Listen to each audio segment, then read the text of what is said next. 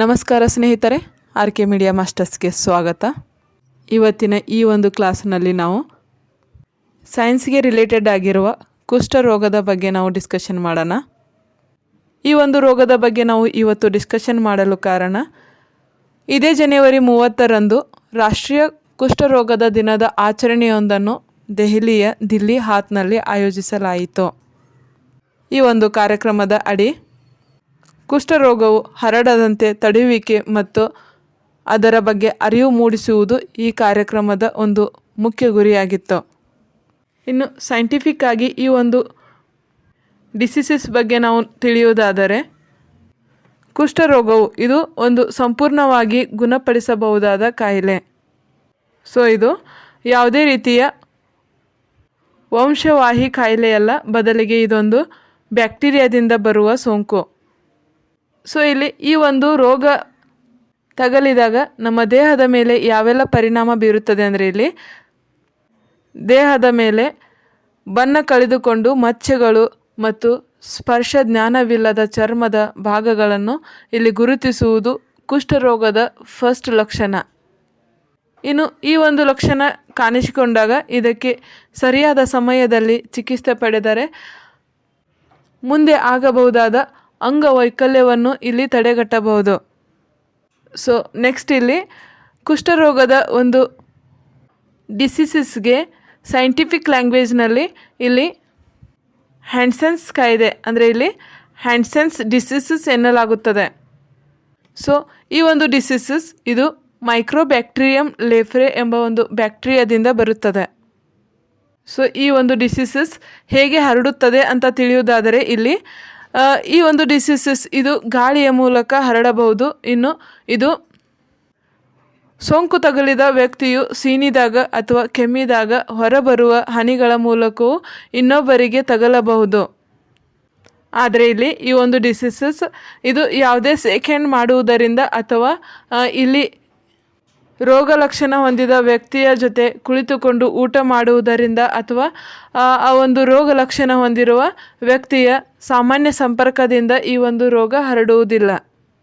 ಇನ್ನು ನೆಕ್ಸ್ಟ್ ಇಲ್ಲಿ ಈ ಒಂದು ಕುಷ್ಠರೋಗ ಡಿಸೀಸಸ್ ಕಾಣಿಸಿಕೊಳ್ಳುವ ಲಕ್ಷಣಗಳು ಬಗ್ಗೆ ನಾವು ತಿಳಿಯುವುದಾದರೆ, ಇಲ್ಲಿ ಈ ಒಂದು ಡಿಸೀಸಸ್ನ ಲಕ್ಷಣ ಇಲ್ಲಿ ಚರ್ಮದ ಮೇಲೆ ತಿಳಿ ಬಿಳಿ ಅಥವಾ ತಾಮ್ರದ ಬಣ್ಣದ ಮಚ್ಚೆಗಳು ಕಾಣಿಸಿಕೊಳ್ಳುತ್ತವೆ. ಇನ್ನು ಈ ಮಚ್ಚೆಗಳ ಮೇಲೆ ಅಂದರೆ ಸೋಂಕು ತಗುಲಿದ ವ್ಯಕ್ತಿಯ ದೇಹದ ಮೇಲೆ ಮಚ್ಚೆಗಳು ಕಾಣಿಸಿಕೊಂಡರೆ ಆ ಮಚ್ಚೆಗಳ ಮೇಲೆ ಯಾವುದೇ ನೋವು ಅಥವಾ ಬಿಸಿ ನೀರಿನ ತಾಗುವಿಕೆ ಅಥವಾ ತಣ್ಣನೆಯ ತಾಗುವಿಕೆ ಅನುಭವ ಆ ಒಂದು ರೋಗ ಕಾಣಿಸಿಕೊಂಡ ವ್ಯಕ್ತಿಗೆ ಅನುಭವ ಆಗುವುದಿಲ್ಲ. ಇನ್ನು ಈ ಒಂದು ಡಿಸೀಸಸ್ಗೆ ಚಿಕಿತ್ಸೆ ಇದೇನಾ ಅಂತ ನೋಡುವುದಾದರೆ, ಇಲ್ಲಿ ಈ ಒಂದು ಕುಷ್ಠರೋಗದ ಡಿಸೀಸಸ್ಗೆ MDT ಅಂದರೆ ಮಲ್ಟಿ ಡ್ರಗ್ ಥೆರಪಿ ಎಂಬ 3 ವಿಧದ ಔಷಧಿಗಳ ಮಿಶ್ರಣದ ಚಿಕಿತ್ಸೆ ಲಭ್ಯವಿದೆ. ಈ ಒಂದು ಚಿಕಿತ್ಸೆಯನ್ನು ಸರ್ಕಾರಿ ಆಸ್ಪತ್ರೆಗಳಲ್ಲಿ ಸಂಪೂರ್ಣ ಉಚಿತವಾಗಿ ನೀಡಲಾಗುತ್ತದೆ.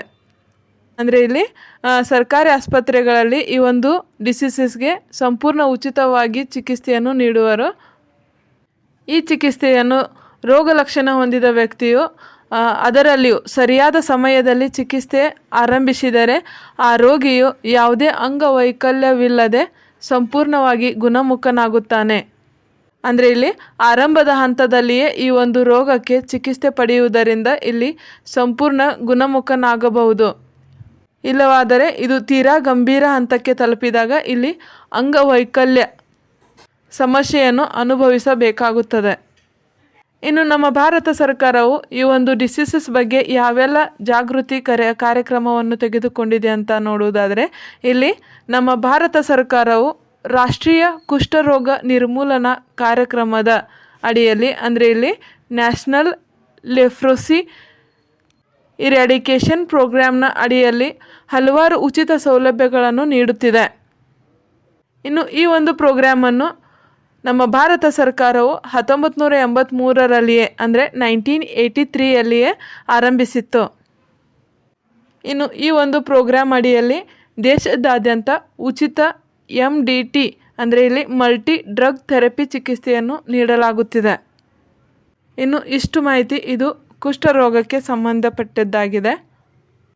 ಈ ಒಂದು ಮಾಹಿತಿ ತಮಗೆ ಯೂಸ್ ಆದಲ್ಲಿ ಸಬ್ಸ್ಕ್ರೈಬ್ ಮಾಡಿ ಮತ್ತು ಶೇರ್ ಮಾಡಿ ಅಂತ ಹೇಳುತ್ತಾ, ಮತ್ತೆ ನೆಕ್ಸ್ಟ್ ವಿಡಿಯೋದಲ್ಲಿ ಇದೇ ರೀತಿಯ ಇನ್ಫಾರ್ಮೇಷನ್ನೊಂದಿಗೆ ಮತ್ತೆ ಸಿಗುತ್ತೇನೆ. ಜೈ ಹಿಂದ್, ವಂದೇ ಮಾತರಂ.